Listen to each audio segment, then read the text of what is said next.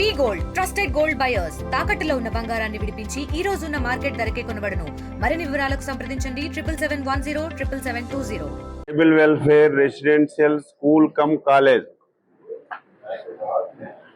సుమారుగా 609 మంది విద్యార్థులు ఇక్కడ స్కూల్ కానీ కాలేజ్ కానీ చదువుతున్నారు. ఇది school come college come hostel కూడా.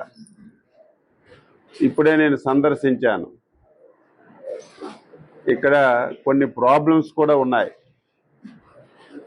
600 మందికి చదువుకోవడానికి అదేవిధంగా ఉండడానికి వసతి సౌకర్యం కూడా అరకొరగా ఉంది. ఉన్నది కూడా గ్రౌండ్ కానీ అప్రోచ్ రోడ్డు కానీ చాలా అస్తవ్యస్తంగా ఉంది. ఇది ఒక పార్ట్ అయితే, రెండవది రీసెంట్గా ఏదైతే ఇక్కడ చదువుతున్నటువంటి అమ్మాయిలకి జాండీస్ వచ్చిన విషయం మనందరికి కూడా తెలుసు. దీన్ని ప్రభుత్వం చాలా అప్రమత్తంగా ఉంది మొదటి నుంచి కూడా. ఎప్పుడైతే ఈ డిసీజ్ బయటపడిందో జిల్లా కలెక్టర్ గారు, ఐటీడీఏ పిఓ గారు, జిల్లా డిఎంఎండ్హెచ్ఓ కలిసి దీని మీద ప్రత్యేకమైనటువంటి దృష్టి పెట్టారు. అయితే సమస్య ఎక్కడొచ్చిందంటే, ఈ డిసీజ్ మనకు తెలిసే సమయానికే దసరా హాలిడేస్ వచ్చాయి. దసరా హాలిడేస్ రావటం వల్ల మొత్తం పిల్లలందరూ వాళ్ళ గ్రామాలకి వాళ్ళు ఇల్లుకి వెళ్ళడం జరిగింది. దీనివల్ల కొన్ని సమస్యలు కూడా వచ్చాయి. ఎక్కడ ఎవరున్నారు, ఎవరికి డిసీజ్ వచ్చిందో తెలియనటువంటి పరిస్థితి ఉండే సందర్భంలో ఒక 2-3 అమ్మాయిలు ఆ లోకల్లో ఉన్నటువంటి ఏఎన్ఎంస్కి కానీ డాక్టర్స్కి కానీ మాకు ఈ జాండీస్ వచ్చిందని చెప్పటం వల్ల, ఇది 2-3 బయటపడడం వల్ల ఇది ఫలానా స్కూల్ నుంచే చదివారు కాబట్టి ఆ స్కూల్లో వాళ్ళందరికీ ఇది వచ్చి ఉంటుందని చెప్పి వెంటనే అప్రమత్తం అయ్యారు.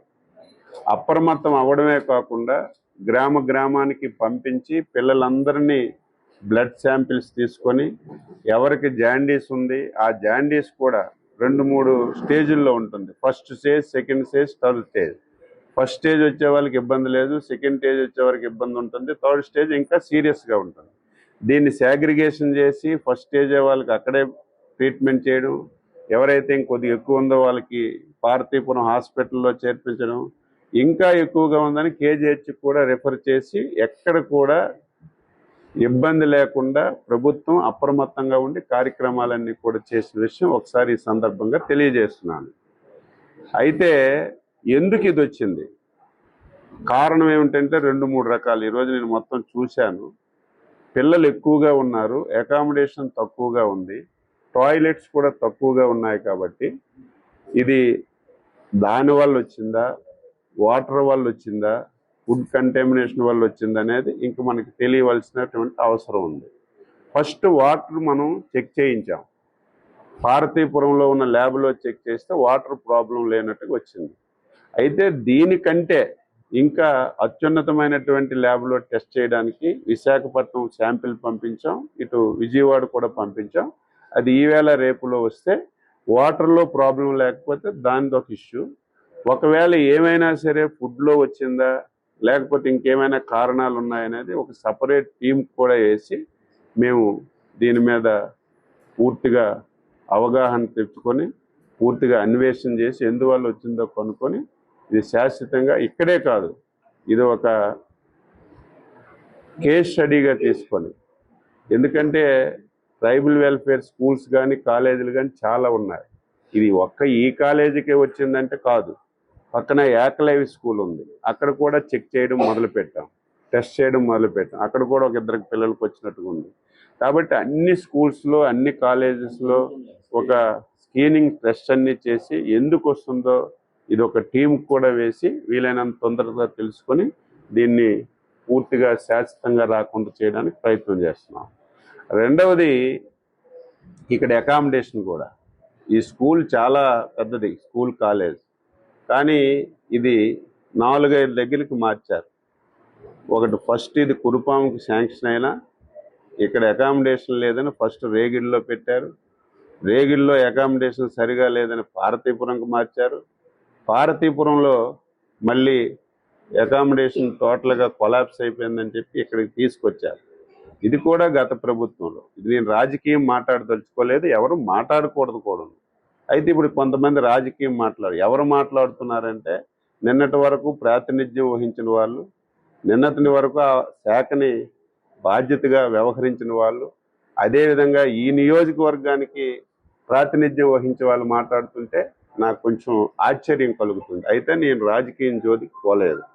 అందుకే ఇమీడియట్గా ఇక్కడ 609 మంది ఉన్నారు. మీరు కూడా సజీవ సాక్షులు. ఇక్కడ ఉన్న పరిస్థితులు ఏ రకంగా ఉన్నాయో.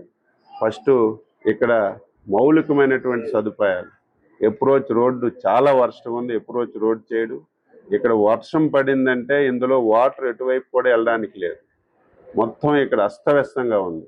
ఇక్కడ డ్రైన్స్ కానీ, ఇక్కడ ఈ ప్రిమిసెస్ కొంచెం నీట్గా చేయడం కానీ, టాయిలెట్స్ కానీ చేయడం మొదటి ఫేజ్లో తీసుకుంటాం. రెండో ఫేజ్లో గత ప్రభుత్వం నాబార్డులో ఆ అకామిడేషన్ డార్మెంటరీ, ఇక్కడ డార్మెంటరీ కూడా లేదు. కాలేజీలో ఉదయం స్కూల్స్లో క్లాసులో చదవడం, రాత్రి అక్కడే మళ్ళీ బస్ ఉండడం నేను ఎక్కడా చూడలేదు. ఆ పరిస్థితి కూడా ఇక్కడ ఉంది. ఇమీడియట్గా ఆగిపోయినటువంటి భవనం పూర్తి చేయడం కానీ, ఇంకా ఎడిషనల్ అకామిడేషన్ కానీ. అసలు రెసిడెన్షియల్ కాలేజ్ అంటే ఇక్కడే ఉపాధ్యాయులు ఇక్కడే ఉండాలి, వార్డెన్స్ ఇక్కడే ఉండాలి, కానీ ఇక్కడ ఉండడానికి ఎవరికి అవకాశం లేదు. కాబట్టి దీని మీద ఈ జిల్లాకు చెందినటువంటి ట్రైబల్ వెల్ఫేర్ మినిస్టర్ గారు, నేను, అదేవిధంగా ఉన్నతాధికారులతో ఒక సమావేశం కూడా పెట్టి ఈ కాలేజీ స్కూలు ఒక మోడల్ స్కూల్గా తయారు చేసే బాధ్యత మేము తప్పనిసరిగా తీసుకుంటాం. అందులో విప్ గారు కూడా చాలా రోజుల నుంచి అడుగుతున్నారు, ఇక్కడ భవనాలు ఆగిపోయి అకామిడేషన్ లేదు, రోడ్డు లేదని. అయినా సరే కొన్ని ఇబ్బందుల వల్ల, ఆర్థిక సమస్యల వల్ల జరగలేదు. నేను ఇమీడియట్గా కలెక్టర్తో మాట్లాడి స్పెషల్ ఫండ్స్ అయినా తీసుకొని ఈ కాలేజీ స్కూలు అన్ని విధాల ఇబ్బందులు లేకుండా తయారు చేస్తామని చెప్పి తెలియజేస్తూ, ఇక్కడికి వెళ్ళిన తర్వాత హాస్పిటల్లో ఉన్నారు. దాదాపుగా 93 మంది పార్వతీపురం హాస్పిటల్లో ఉన్నారు. వాళ్ళందరూ స్టేబుల్గా ఉన్నారు, వాళ్ళకేమి ఇబ్బంది లేదు.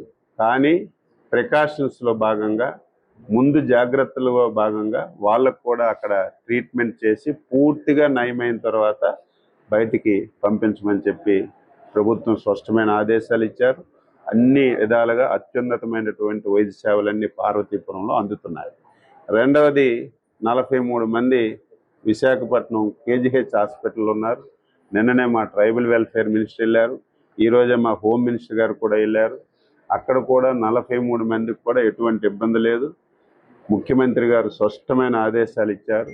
అత్యాధునితమైనటువంటి, ఎక్కడ ఎటువంటి ఇబ్బంది లేకుండా వైద్యం అంతా అందించమని చెప్పారు. అక్కడ కూడా వైద్యం అందుతుంది. వాళ్ళు కూడా పూర్తిగా నయమైన తర్వాత వాళ్ళ ఇంటికి పంపించడం జరుగుతుంది. ఇదంతా ఒక ఎత్తు. ఎందుకు ఇది వచ్చింది, దీనికి కారణాలు ఏంటి, భవిష్యత్తులో ఇలాంటివి రాకుండా చేయాలంటే ముందు మనకి తెలియాలి. కాబట్టి ఒకవేళ అవసరమైతే ఇంకా ప్రత్యేకమైనటువంటి ఒక బృందాన్ని, మెడికల్ బృందాన్ని కూడా తయారు చేసి ఇక్కడికి పంపించి స్టడీ చేసి ఫర్దర్గా ఇటువంటి ఇబ్బందులు ఈ స్కూలే కాదు, ఈ కాలేజే కాదు, ఈ పార్వతీపురం జిల్లాలో ఉన్నటువంటి అన్ని ట్రైబల్ వెల్ఫేర్ స్కూల్స్లోను, కాలేజీలోను తదుపరి ఇటువంటి ఇబ్బందులు లేకుండా అన్ని చర్యలు తీసుకుంటామని ఈ సందర్భంగా తెలియజేస్తున్నాను. ఇంకొకసారి పూర్తిగా వివరాలన్నీ తీసుకుంటాం. ఎందుకంటే ఇక్కడ స్కూలు హాలిడే ఇచ్చిన తర్వాత ఇంటికి వెళ్ళి చనిపోయారు. అయినా సరే కన్సెంట్ తీసుకుంటాం. తప్పనిసరిగా నేను మాట్లాడి వాళ్ళకు కూడా, వాళ్ళ ఫ్యామిలీకి ఎటువంటి సహకారం చేయాలో తప్పనిసరిగా చేస్తాం. తెలుగులో ఫాస్టెస్ట్ న్యూస్ ఇప్పుడు కొత్త అవతారంలో 5 సెకండ్లోనే పూర్తి వార్తా సమాచారం మీ చేతిలో. సోషల్ మీడియా ట్రెండ్స్ మీ కళ్ళ ముందుకే live TV and voice search ఆప్షన్స్తో ఇప్పుడే డౌన్లోడ్ చేయండి. యాప్ లింక్ డిస్క్రిప్షన్లో ఉంది.